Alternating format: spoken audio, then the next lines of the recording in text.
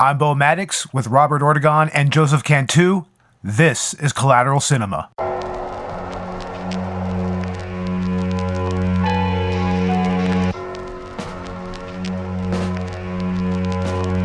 What makes you think you can bullshit your way into my head? Like every other pencil neck piece of shit!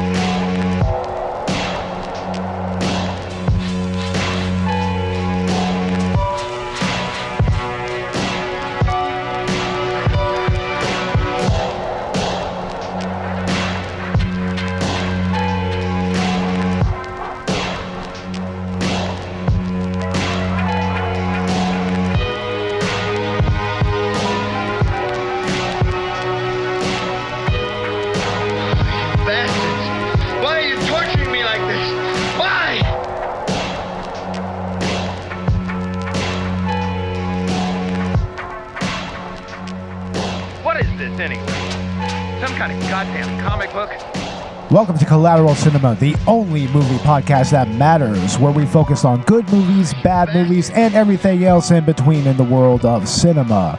We're coming to you straight from somewhere in South Texas, and yes, my friends, we are a 420 friendly podcast. So smoke 'em if you got 'em, my friends. Smoke 'em if you got 'em. Ladies and gentlemen, this is the inaugural episode of Collateral Cinema, episode 01.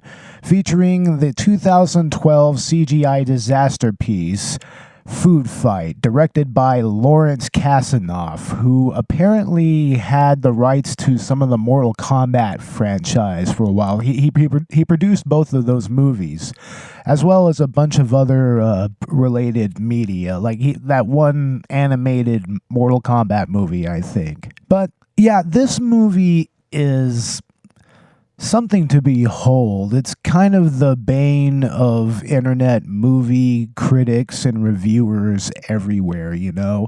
I mean, it's something that just kind of comes once every generation. Like, last generation, it was The Room, and the generation before that, it was Rocky Horror Picture Show. Now, this generation, it just so happens to be a CGI animated movie. And a very shittily animated movie, I might add. I mean, I have this movie on in the background right now. I'm looking right at it. I have the sound muted, but let me tell you, this is just something that, I mean, it defies explanation or description or anything that resembles a reason behind it. You know what I mean? I'm looking at this, I'm right here at the beginning of the movie, and it's just, it looks like there was no real effort put into it, or whatever effort there was, it was half-assed the rest of the way, which, if you know anything about the production history of this movie, is pretty much what happened, because at one point they had 60% of the movie actually made. They spent up to that point about $40-something million, I think. They eventually spent about $64 million, American dollars, on this film. And there are hard drives that had the files on them. The actual movie was stolen from their studio somehow. I mean, I don't know how that would really happen. They called it an act of corporate espionage. I think that was the euphemism that they used for that. But whatever happened, they lost most of the work they did. They already had a bunch of different advertising icons in the movie. And the production just stalled from there, and about 10 years later, and after several of the original licensees, they dipped out on it. I mean, understandably, but another company eventually, I forget what their name was, they eventually took this movie and they enacted this, I think the shareholders enacted this clause in the in some type of contract clause which enabled them to make the movie and finish it very cheaply. And that was how we got to this. We got to Foodfight. Amazing, right, kids? But yeah, this movie also has an all-star cast that is kind of inexplicable. I mean, the lead character, Dex Detective, is played by Charlie Sheen, of all people. And this was originally, they casted him when he was originally at the height of his overall popularity. I mean, he was doing 2.5 Men. I mean, I think that maybe he did a couple of movies around this time. I don't remember what they were. But yeah, he put in a performance in here that it's kind of phoned in. I mean, you could really tell. I mean, you compare it to perhaps Hot Shots, you know. I mean, compared to that, this right here is just bland. It's very, you know, if you catch my drift. But otherwise, I mean, it's also kind of inexplicable that they made him the lead in something like a child's comedy movie, you know? I mean, and a CGI-animated one at that, because personally, I don't think that he's much of a voice actor, and honestly, it really, really shows here, ladies and gentlemen. I mean, it's just not a great performance, and you also had another person at the height of their popularity at the time was Hilary Duff. She was, I think she was Lizzie McGuire, I believe. I might be wrong on that. But she plays Sunshine Goodness, the girlfriend who has one of the creepiest fucking stares in a movie full of creepy stares. I mean, it's something to behold. And I'm looking at her right now, and they tried to play her off as kind of cutesy. She's like a cat girl or something like that, but very humanoid, you know? And it just smacks of fetish feel. Her and the character Lady X, played by Eva Longoria, who at the time was coming off of Desperate Housewives. And her performance is so sexually charged, like in a very unnecessary manner, and it just adds a dimension to this movie that it's just very incongruous with what the movie is obviously trying to go for, you know. I mean, it's trying to very much be like Toy Story, but with advertising icons in a supermarket, you know. I mean, they had advertising icons such as Mr. Clean, Mr. Bubbles is in it, Twinkie the Kid, the California Raisins are in there at one point, the Hawaiian Punch guy. And they were slated to have a bunch of other icons in there, like the M&M's guys, the Coca-Cola polar bears, characters kind of that ilk. But, I mean, those were some of the licensees that dipped out after it went through the production hell that it went through. And it leads to a bunch of these characters that are obviously stand-ins for them, but they're also kind of like fuck yous against the companies that pulled their licenses, you know? Like the Chiquita Banana lady is this horrible Latin woman stereotype, like very horribly played. I mean, there's a lot of stereotypes in this movie. I mean, there's also a moose that's a very offensive Italian stereotype, and Dex Detective's friend Dan, the stunt pilot chipmunk squirrel thing, I think. I almost want to say he's a cat as well, but he's very nondescript like that. But he's kind of played like a very offensive black stereotype in many ways. And yeah, that's Wayne Brady's character. Wayne Brady of all people. I mean, his performance is very sexually charged as well. He makes a bunch of cat calls that are just totally inappropriate. And, I mean, I don't want to sound prudish or anything, but for a kid's movie, I mean, this is just a little much. I mean, it's like Nostalgia Critics said, you know, fetish movie. You know, that whole thing. It totally is. And the characters totally purvey that. It's so inexplicable. I mean, I understand that there's other animated films like this that add a little bit of adult references and humor to kind of placate the adults in the room, but this goes very far beyond that. It's almost like it wasn't specifically made for kids. It was made for adults, but it still tries to play it off like a kids movie.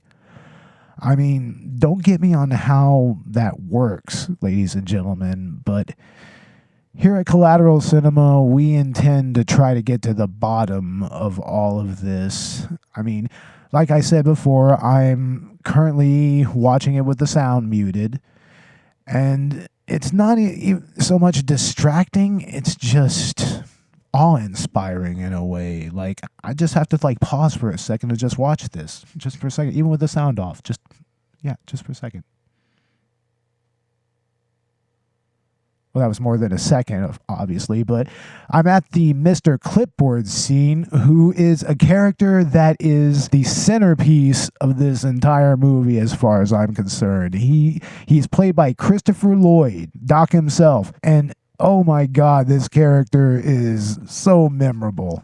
I mean, he walks in this really jerky and inhuman manner. He's almost dressed like this weird Rick from Rick and Morty kind of character, but even more twisted and demented than that.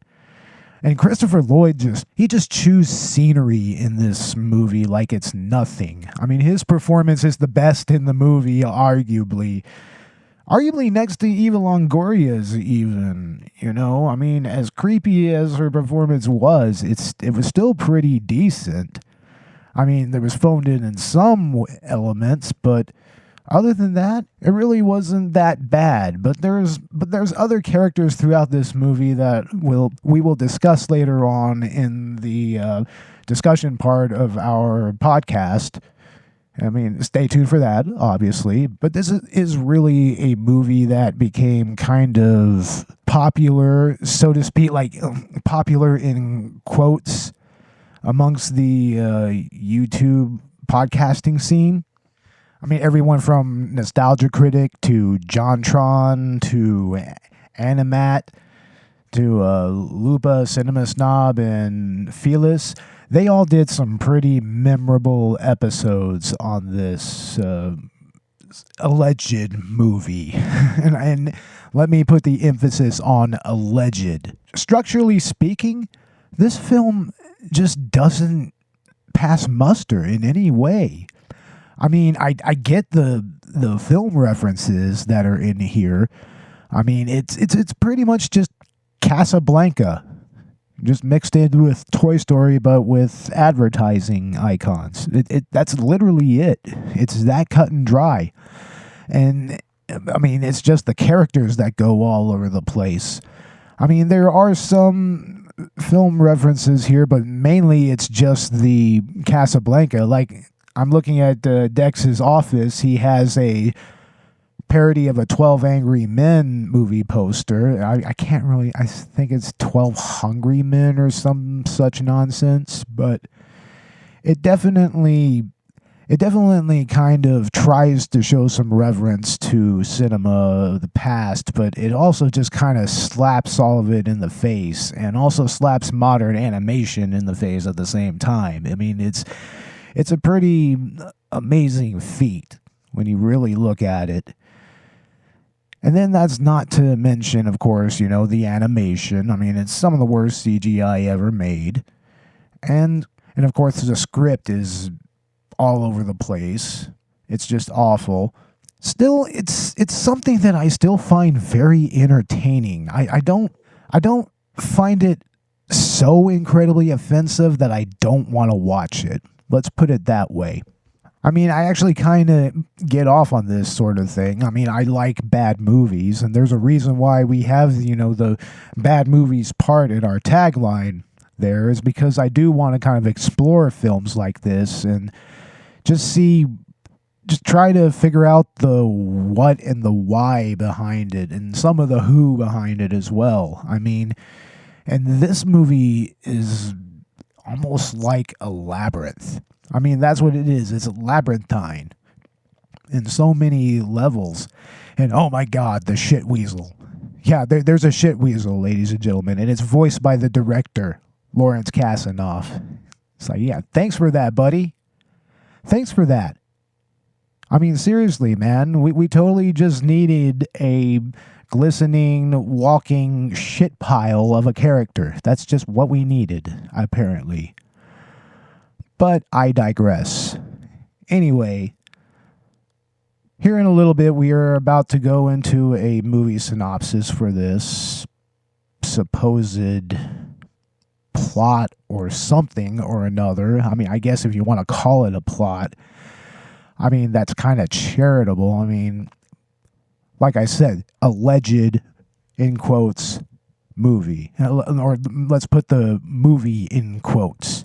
Because, yeah, this just doesn't fit into cinema in any way, but it's still kind of fun to watch because it's, for one, it's just so quotable. That's the one thing that it has going for it, is that it is quotable, and that's what makes it memorable. That and just the bad animation and the character design and development and everything. But in the end, I mean, you take Casablanca, it's just a pretty straightforward story. I mean, you can say they took it and made it into that. I mean, that's something, I guess.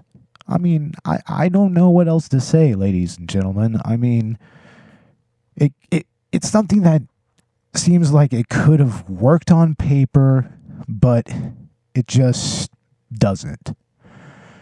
But anyway, let's go ahead and get on with the show. Here is a movie synopsis via Wikipedia for Lawrence Kasanoff's Foodfight. And yes, ladies and gentlemen, there are spoilers ahead. Foodfight takes place in the Marketropolis supermarket. After closing time, the supermarket transforms into a city in which all the citizens are Ikes, personified well-known marketing icons. In the Ike's world, heroic serial mascot Dex Dogtective is about to propose to his girlfriend Sunshine Goodness, a raisin mascot, but she goes missing just before he is able to do so. 6 months later, in the real world, a Brand X representative called Mr. Clipboard arrives at Marketropolis and aggressively pushes Brand X's range of generic products. In the world of Ike's, the arrival of Lady X, the seductive Brand X detergent Ike, causes a commotion at Dex's club, the Copa Banana. Brand X products begin to replace previous products, which is mirrored in the Ike's world with the deaths of several of Ike's. After Dex's friend Daredevil Dan, a chocolate squirrel, disappears, Dex begins to investigate. After rebuffing Lady X's attempts to bring him to Brand X's side, Dex is locked in a dryer with Dan to be melted, but the two manage to escape. Dan and Dex find out that Brand X contains an addictive and toxic secret ingredient. Dex and Dan attempt to initiate a product recall with the store owner's computer. A Brand X Ike cuts power just as they send the message. Dex then rallies the citizens of Marketropolis to fight the armies of Brand X in a massive food fight. The citizens win the battle through cunning use of the supermarket's electricity and lightning rods to protect their own buildings. Dex rescues Sunshine, who had been held hostage at the Brand X Tower, and escapes with the help of Dan. Mr. Clipboard then enters the Ike's world, and it is discovered that he is a robot controlled by Lady X. Lady X reveals that she had previously been the hideous Ike of an unsuccessful brand of prunes and had been stealing Sunshine's essence to create a new brand. Dex and Sunshine defeat her, reverting her to her original form. With Brand X defeated and a cure found that revives the killed Ikes, Dex and Sunshine finally marry.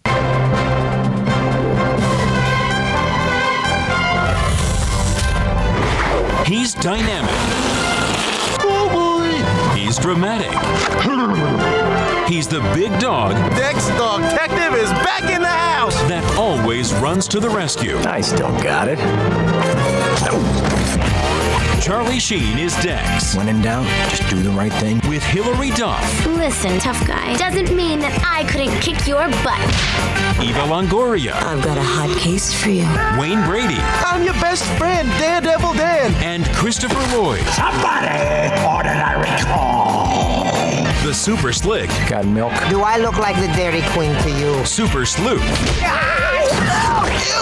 Clean up on aisle 1. is about to tackle Yo, Dex! They're building an entire army. his biggest case ever. Let's get him! I do have an idea. It's our world. Food! I love this guy. It's a battle between the world's most beloved brands and the forces of darkness. Watch the tail. Sorry, Charlie. Taste that! Cause it's our world. It's our world. It's my life. It's checkout time. Great idea! Foodfight. This makes 500 cases you've solved. What's your secret? The secret's inside. All right, everybody, we are back. We are here with Robert Ortegon, and Joseph Cantu should be on his way shortly. And a few days ago, we saw the movie Foodfight. Yes, that Foodfight, the CGI-animated 2012 disaster piece. And let me tell you, ladies and gentlemen, I mean, this was a real shit fest. I mean, I can't really drive that home, like, any more than I can right now. I mean, seriously. I mean, Robert, what was your thoughts on the movie? Okay, so I've never seen it I'm only seeing it for the first time. Yeah. So, I guess it was alright. I mean, I love seeing movies for the first time, really. Yeah, it's always a good experience. Best way to see them. Yeah. And, I wasn't expecting that, really. Yeah, needless to say, I mean, the animation itself, I mean, it was so lifeless for something that was always moving, right? Yeah.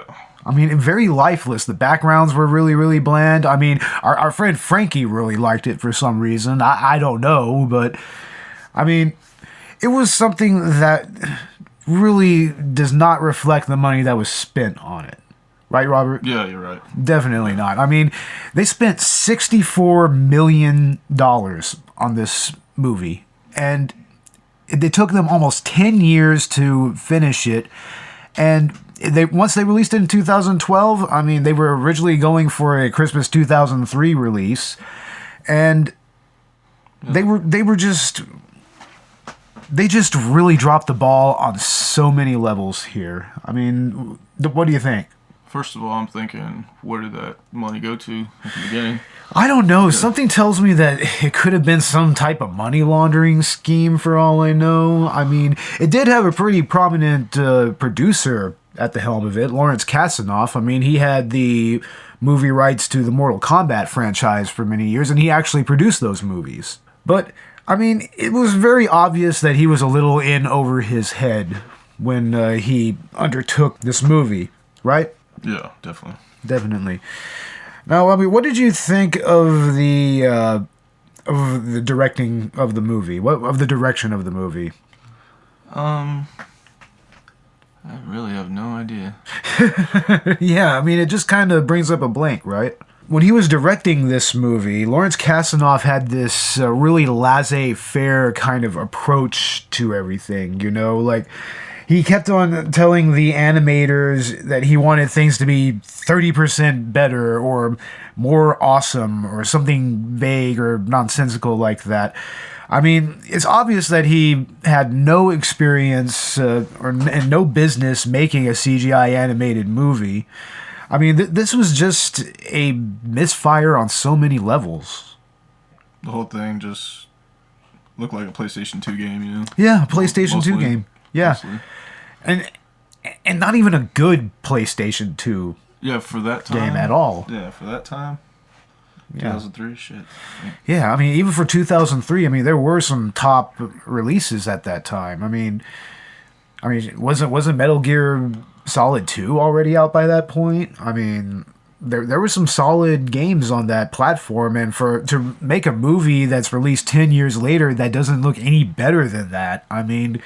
That's such a slap in the face to animation fans, like, all over the place, really.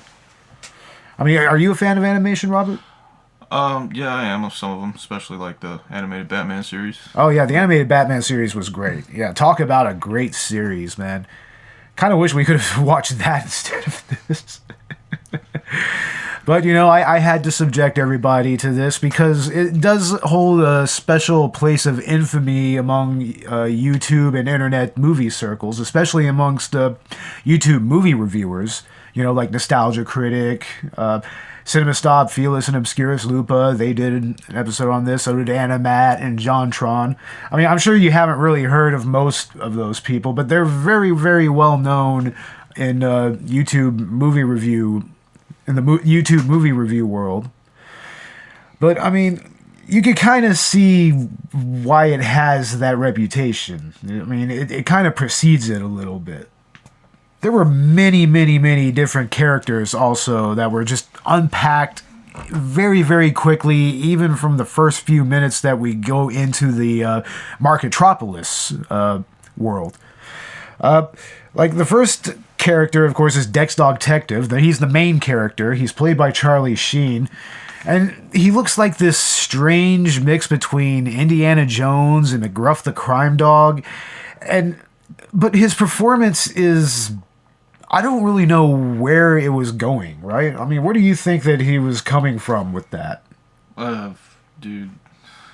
I'm thinking Harrison Ford when I see that guy. Harrison Ford, it kind of had a Harrison Ford feel to him, but he was really playing Humphrey Bogart's part in Casablanca. I mean, this movie is straight up just Casablanca with a few rewrites here and there.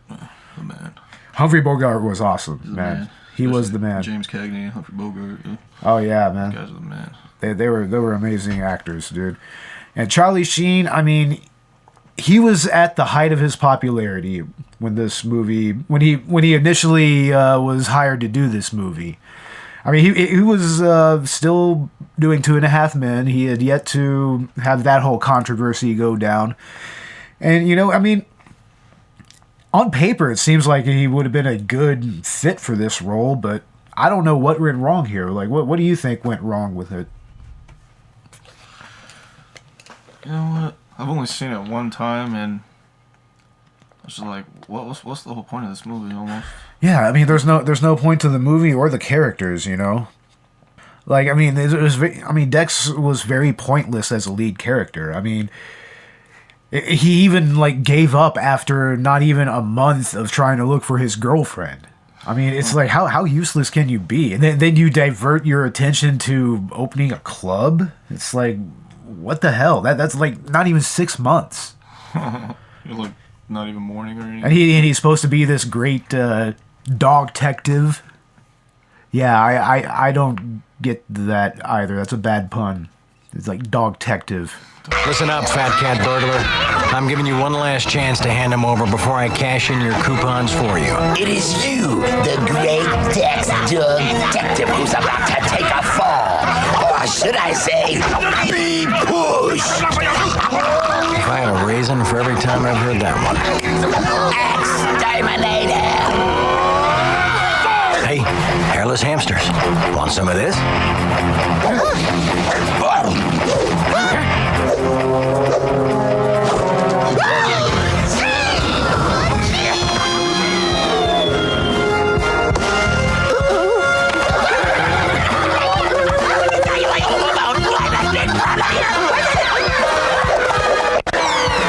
My mother would be so ashamed. Okay, it's just you and me, fat cat.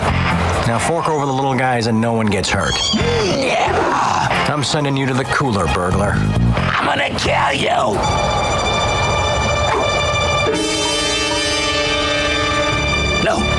No, stop. You wouldn't.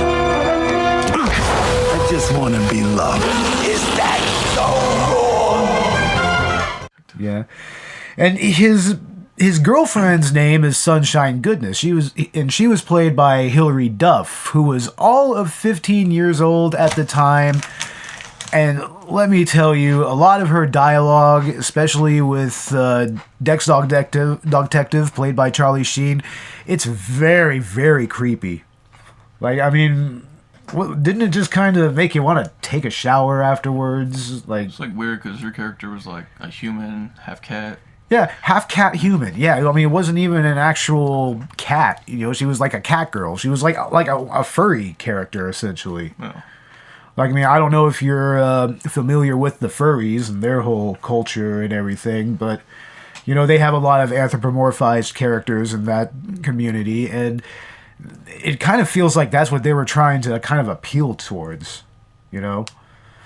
I mean, it's easy to do that. I mean, there's a lot of properties that are actually like actual video games and movies that do kind of, you know, they cross over into that community, but not as blatantly as this one does, you know? It's not nearly as blatant. And then there's just the way that she was animated. Yeah. Like, I mean, you saw how her eyes were just completely vacant, blank, like not even looking at anyone or anything, not even looking at the characters. Yeah. Like I mean, I swear to God, these two characters, Dex and Sunshine, they would just straight up like interact for a good minute and a half or 2 minutes, and I swear they never actually look at each other. Like not even once. The whole time. Exactly. Not even once the whole time. I mean, it's just this weird uncanny valley thing that kind of just permeates the entire film. And that's especially true with Daredevil Dan, the squirrel chipmunk thing that's supposedly made of chocolate and is Dex's best friend. I mean, he's played by Wayne Brady, and you could definitely see the token black stereotype just bleeding off of this character, literally. I mean, it's pretty blatant and kind of maybe mildly offensive, kind of. Towards black people? Yeah. I mean, yeah, it's very insensitive. I mean, and it does kind of have that whole, you know, old school, you know, Bojangles type of feel to it, you know? It's kind of, you know? Like comedian stand-up or something. Yeah, like Al Jolson or something weird like that. Richard Pryor, Eddie Murphy. Yeah. And yeah, they had their own little, you know, bailiwick when it came to that sort of humor, but here it's just very forced, very out of place, and it's just very misinformed, you know? And of course there's the whole thing where, you know, he's supposed to be a pilot, but he's crashing every 5 minutes here. I mean, this character should not be flying anything. I mean, honestly. They gave him a license. I can't believe it. They gave him a license. Like, I assume that there's a bureaucracy in this world that they can give licenses to for piloting and driving and whatnot. I mean, as far as I know, that there were other vehicles in this world, as far as I can remember. But even then, I'm not entirely sure. Like there was a hot air balloon. There was a what else? There was a Wonder Bread truck at one point. But yeah, I mean, that's what was weird about all of that. But yeah, the main villain, or villainess, I should say, of this movie is Lady X, and she's played by Eva Longoria, who is then Eva Longoria Parker. She was married to Tony Parker back in the day. You know, go Spurs, go! Go Spurs! Go Spurs! Ginobili, better hit them threes. Yeah. But anyway, she plays very much a femme fatale character, kind of in the classic sense of the term, you know? Yeah, when I saw her character, I was thinking like Beast Wars or something. Beast Wars, exactly. Yeah, I mean, she had this very weird kind of reboot-like feel to her, but like done very, very, very badly. I mean, believe me, folks, this is nowhere near reboot when it comes to quality. And that especially goes for the characterization and the development there. And this character, she was so ill-developed, you know? She wasn't developed correctly, I think, you know? I mean, yeah, I mean, you kind of get the whole feel that she's the main villain, that she's going to be the big bad here, but even so, it just doesn't feel like it's coming from any place that's sincere or truly, you know, wicked or anything like that. It's like she's just doing it out of petty jealousy and nothing more, and sometimes that can be a motivating factor, but here it just doesn't make sense at all. No, it don't. It's like, okay, so I mean, apparently she was, spoiler alert, she was this prune mascot who was a little ugly, needless to say, and she got plastic surgery to become a vixen. And I understand that, she was jealous of Sunshine Goodness and all of that, but honestly, it still doesn't feel like a good motivating factor for her to go through all of this, especially through the level of pretty much putting together her own Nazi army to do this. Oh, yeah. Right. Yeah. I mean, yeah, there are Nazis in this movie, ladies and gentlemen. And this came out in 2012. Kind of an interesting predictor of current events, needless to say. Like, who do you think would be the Donald Trump character in this? Holy crap. Probably Mr. Clipboard. Fucking Mr. Clipboard. Yeah, I mean, I almost expect Trump to just start kind of walking like that, and talking like that out of nowhere. Jesus. Yeah. But enough politics. There's also Lieutenant X, he's the sidekick for Lady X, and he's played by Tim Curry. Yeah, Pennywise himself. And honestly, he gives a good performance here, to tell the truth. I mean, what do you think? You know what? I honestly need to watch the movie again.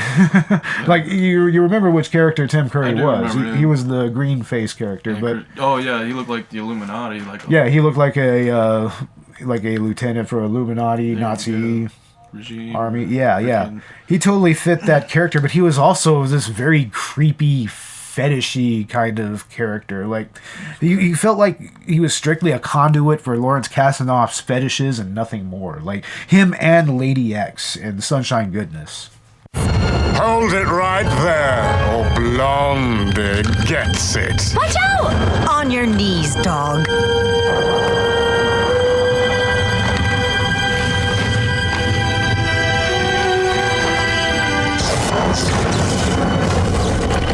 I always knew you were damaged goods.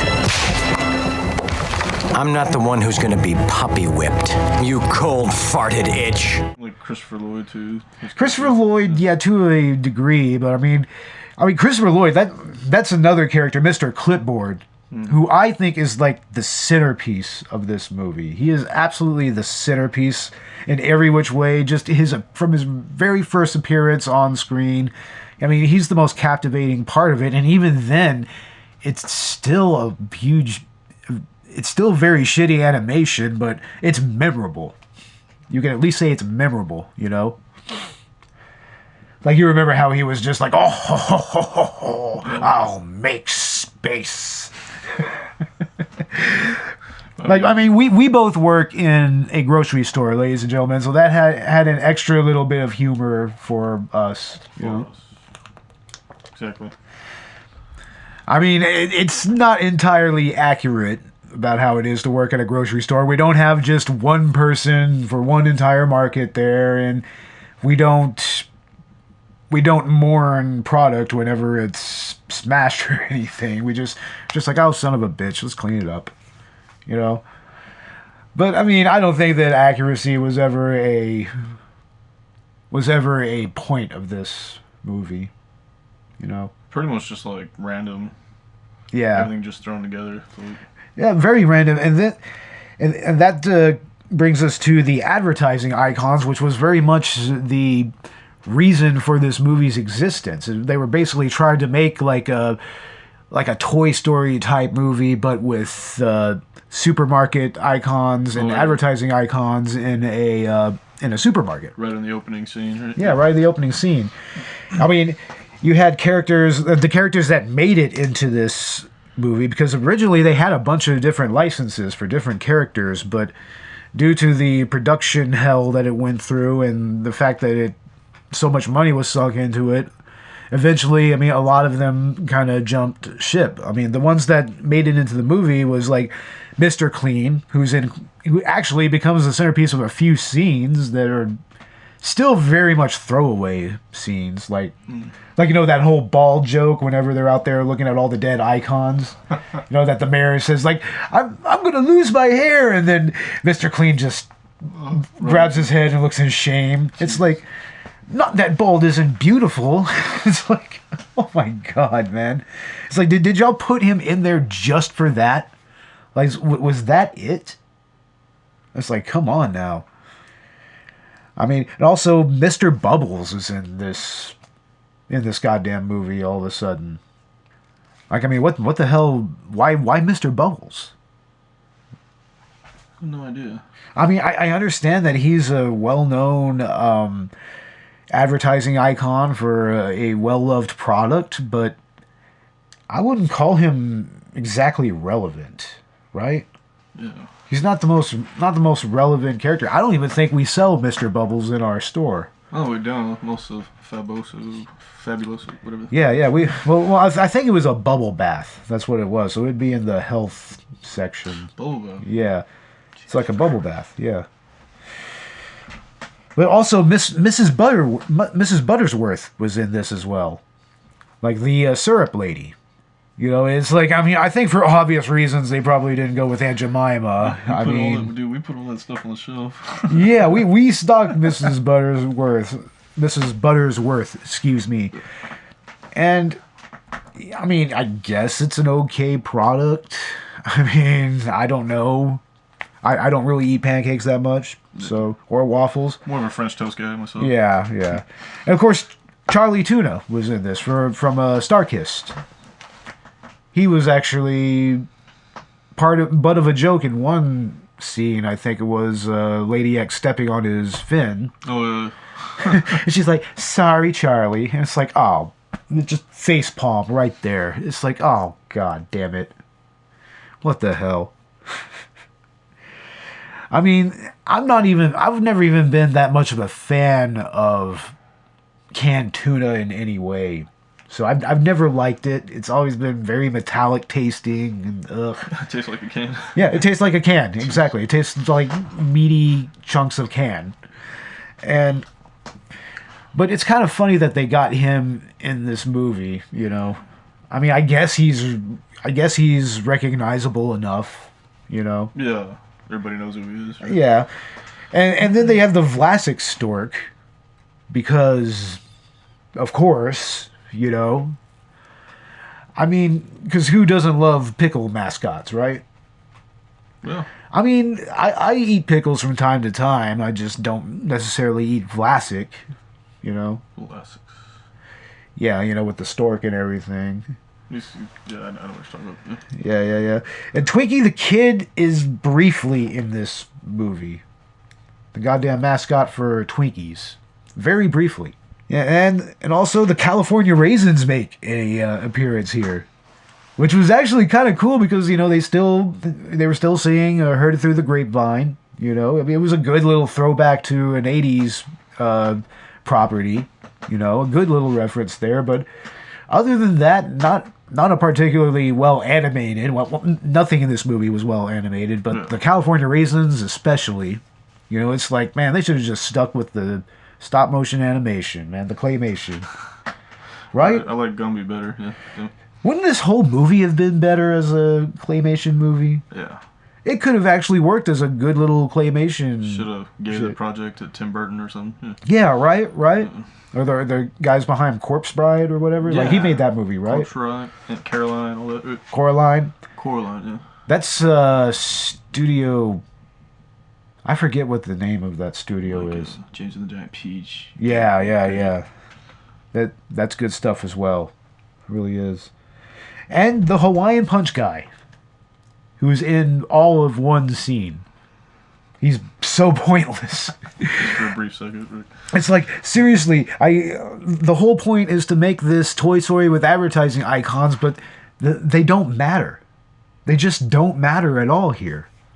They don't even make up the main cast. And there were a lot of icons here that were originally slated to be in this movie, but they pulled their licenses out, because of the long production schedule, like I mentioned before. And they were originally going to have the M&M's characters, you know, like Billy West's character in that, which would have been great if they would have got Billy West on this. I mean, they already have a lot of veteran voice actors here. You know, Ed Asner was on there. Who else? I think... man, I can't really think of anybody else. But there were some other well-known voice actors in this movie. But that would have been cool to have Billy West. I mean, he was Fry from Futurama. He was... Oh, man, yeah. Yeah, he was Ren and Stimpy, I think. I think he was just Stimpy, though. He may have just been Stimpy.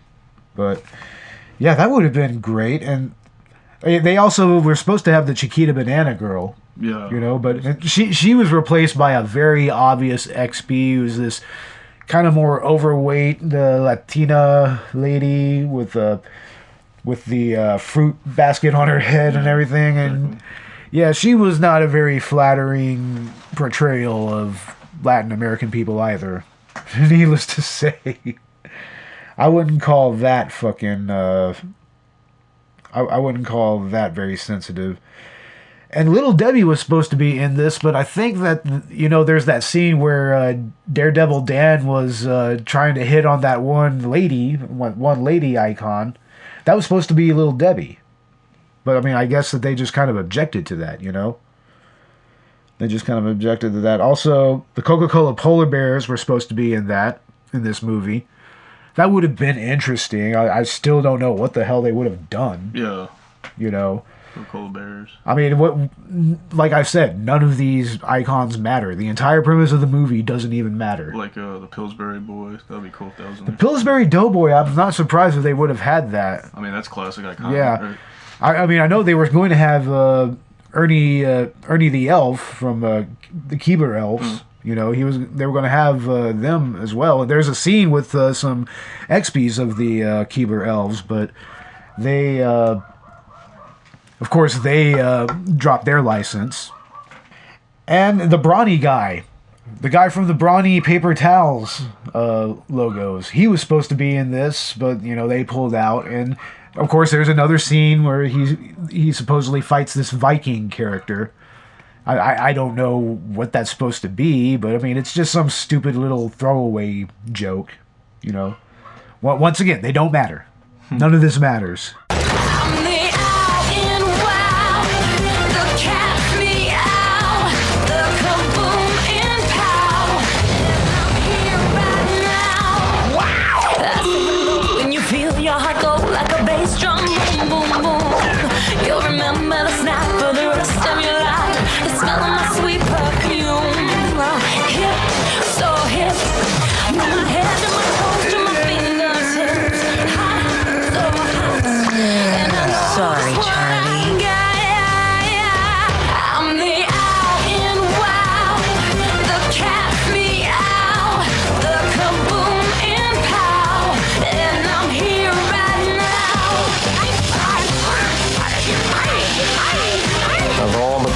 Bars in all the supermarkets in all the world. She had to walk into mine. Hey, what's going on? Ladies and gentlemen, Joseph Cantu has just entered the studio. Welcome, welcome. Welcome, welcome, man. Hey, what's going on, man? What's up? Yeah, we are talking about Foodfight. We're talking about all the different characters that were in this movie. We were talking about Vlad Chakul, the bat. Oh, yeah. Yeah, what did you think of that character, man? Like he was trying to hit on. It seemed like he was a little furry out there. Yeah, he was a little bit, I guess you could say. I mean, he was a bit definitely into chocolate. Oh, way into chocolate, like creepily into chocolate. And then there was also just the Brand X Army in and of itself. You know, like they were straight Nazis. Oh yeah, you can tell. They were resembling something. They were resembling something. The Nazi march or a Russian. If you want to call that a march. German. I mean, whenever the soldiers were marching, they would do this weird little hand gesture, like make an X or something. Almost like that. Chinese kind of. Yeah, it was very much like a North Korean march, just dumber, you know? Just way dumber. Hip hop, crisscross. Yeah. Pop, lock, and drop. And then there was we had the potato chip pirate guy. That's just what I have him listed as. Eat chips. Like, he had a speaking part in this for a little bit, and he actually tried to challenge Lady X, but once again, he was so pointless. I mean, we just said earlier that, you know, none of this matters. Nothing in this movie matters. Of course not. You can tell by the profits. Yeah. Seriously. But, of course, like, probably one of the better characters, who is actually still the slimiest character, was Cheezel T. Weasel, the shit weasel. Well, yeah, if you're the director and producer, I'd make me the best character, too. And that's not saying much, because this character is so slimy and just so... like a wet turd. Yeah, literally. He's like a walking turd. He's like a walking piece of shit, right? Chicken weasel. Yeah. Fucking shit weasel. And it was voiced by Lawrence Kasanoff, the director and producer of this so-called alleged movie. You know, yeah, alleged in quotation marks. So he's the one. He took the money. He took all the money. He took all the money. He's the guilty party. That's right, Lawrence Kasanoff. Bahamas. Come on, Eva Longoria. Come on, Eva Longoria. Come on, you tits. You got it. God, dude. Yeah, but that character was supposedly a reference to Peter Lorre's character in some movie. Like, I'm not really sure what it was. I don't think I've seen that movie, but that's supposed to be some kind of movie reference. I don't know. If anybody wants to comment or tell us what that movie is, I mean, feel free to do so in the comment section. So what do y'all think was the best character in this film, and what was the worst character? I like the freaking evil villain. The evil villain, crazy walk, Tourette's walk. Oh, you mean Mr. Clipboard? Uh-huh. That was played by Christopher Lloyd, and yeah, that's a memorable fucking character. Like, the most memorable character out of the whole series, you know?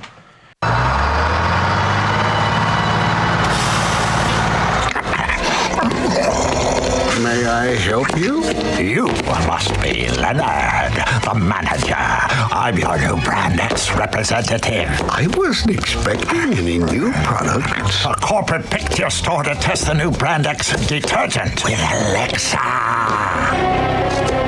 Brand X, huh? Never heard of it. Give us 1 week.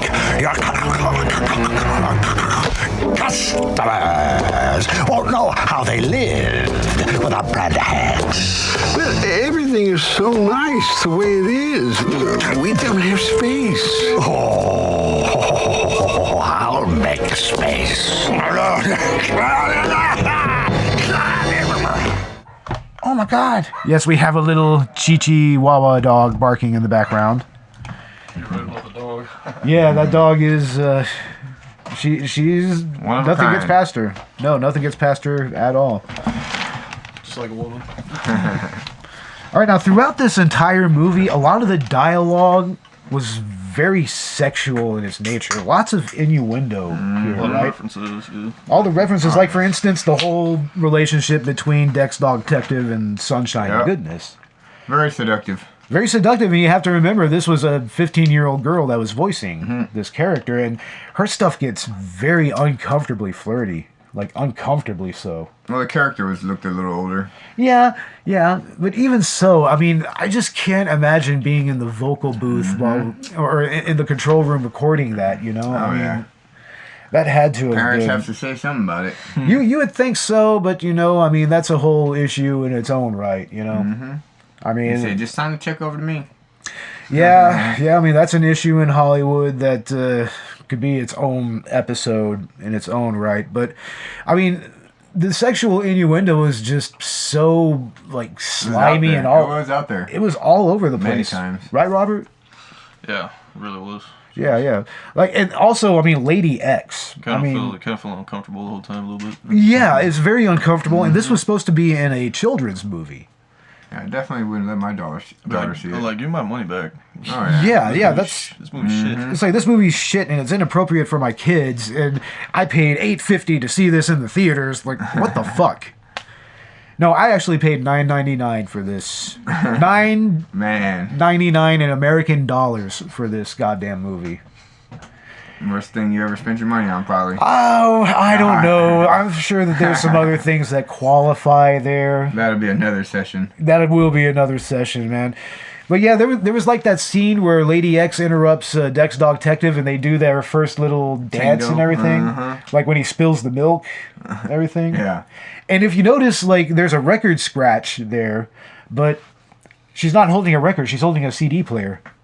How do you do a record scratch on a CD player? Just, one of those little details that just kind of undercuts the stupidity of this movie. But, Lady X, her sexuality was just all over this movie. That was the main character, pretty much. Yeah, pretty much. She was the main villainess. She was even the one piloting Mr. Clipboard. Yeah. It's like, what the fuck, people? But, it made for this really uncomfortable love triangle that just really shouldn't have been in the movie, I think. I think they're just trying to fill in space.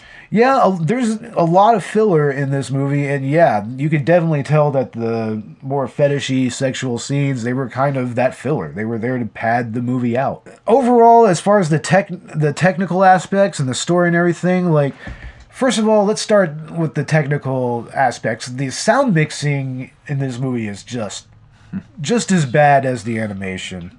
Just as bad as it, right? Oh, yeah. I heard low budget PlayStation 1 worse. Yeah. there was better audio and better visuals on PlayStation 1 and PlayStation 2 games. We were just talking about that earlier.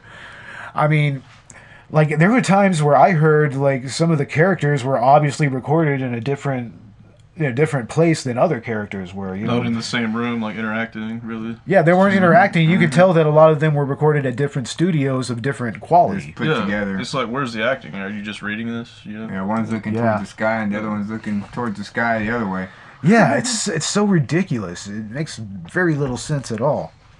It's who fucking mixed this shit? I'm an audio engineer myself. I'm always listening for stuff like that. It's more like a gaming kind of setup. Yeah, in a way, it's more like gaming, kind of, sort of. But, there was just no excuse for the quality of that, or the animation itself, which is, just subpar. I've seen worse. But, even compared to some of the stuff you see from, Illumination, your Sing, your Despicable Me's and everything, The details were basic. Yeah, that wasn't even close to that. Their arms would move the same way for each character at the same time. Yeah, that was because they switched over from just straight CGI animation to doing this weird motion capture thing. And it was not particularly well done. It's my God, were y'all using a Kinect or something like that? An Xbox Kinect to film this shit? Jesus. That's notorious for its wonkiness, But, that was done when motion capture hadn't been perfected yet. It was bold to kind of take that approach, but it still just didn't work out. It was too... I think they would have did better with the picture book. Yeah, they would have done way better with a picture book. Seriously. And then, the story itself, I don't know. Like I said, it's Casablanca, essentially, with just some... Indiana Jones. Some extra rewrites. A little bit of Indiana Jones thrown in there. I guess that comes in whenever they go into the supermarket during the daytime or something like that. Which still, they never really explain how that works, ever. Nothing is explained in this movie, It's where do the characters in Foodfight fit into God's plan? Where do they fit into God's plan, guys? It's you would think that God has some type of plan for them, right? Refrigerator, keep them in the fridge. Keep them in the fridge, yeah, that's pretty much it, But, Shit. There's so many inconsistencies in the story, and also so many obvious things that are kind of telegraphed. For instance, when Sunshine Goodness is kidnapped, it's they couldn't have made that any more obvious. Oh, yeah.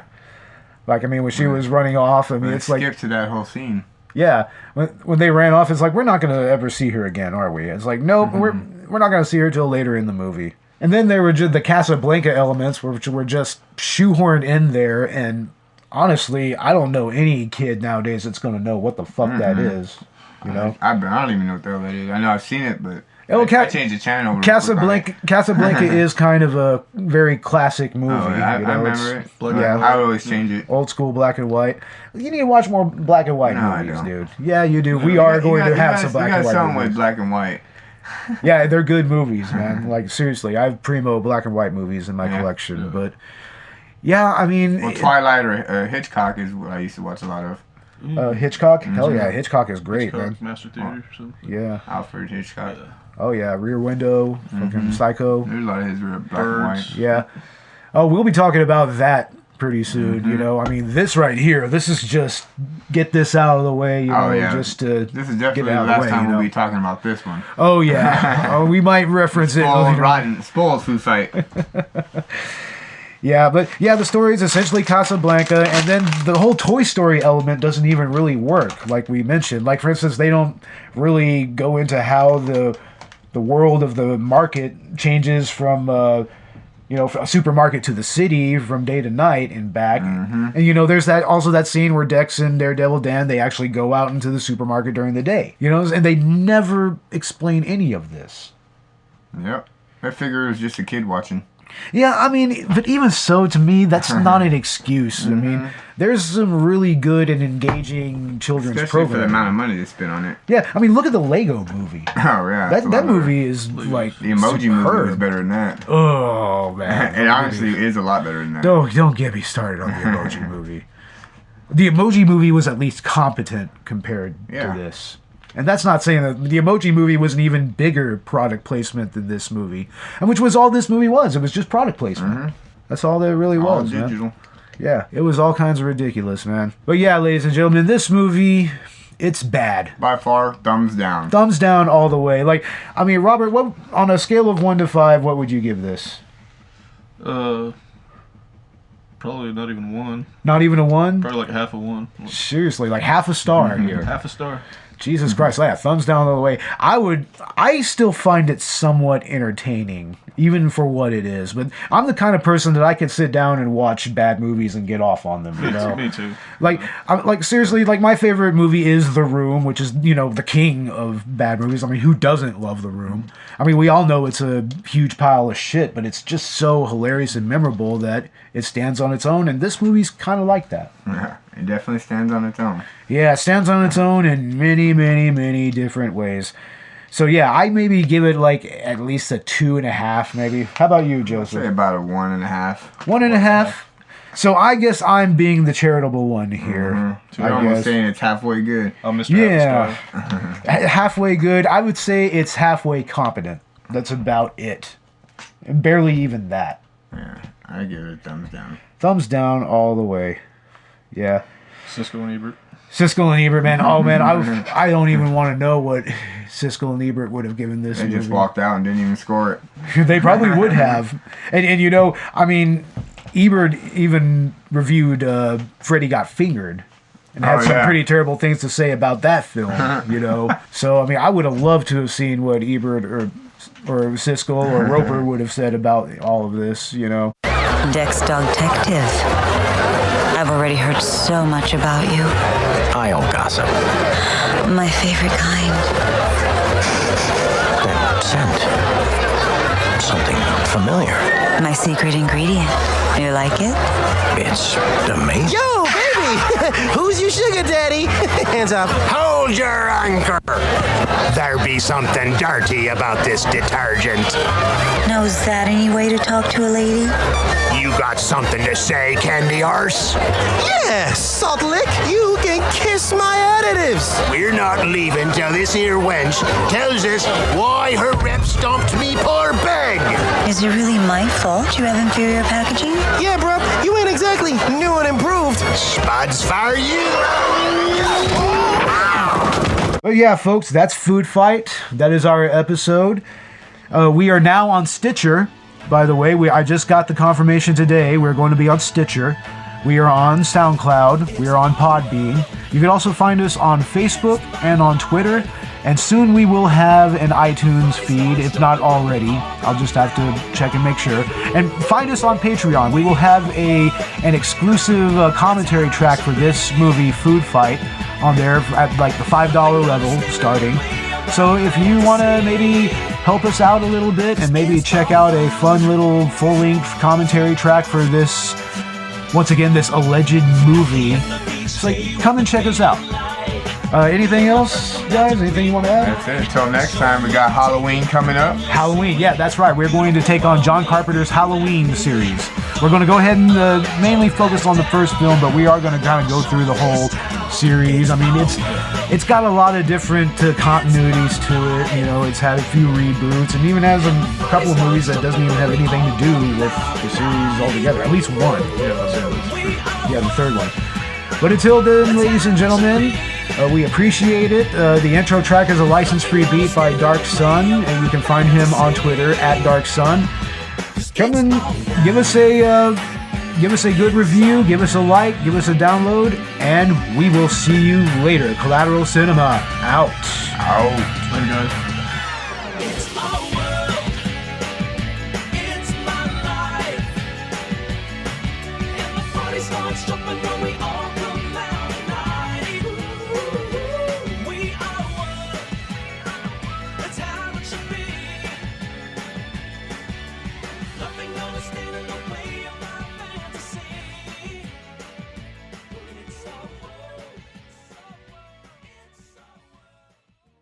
Collateral Cinema is an L Company production.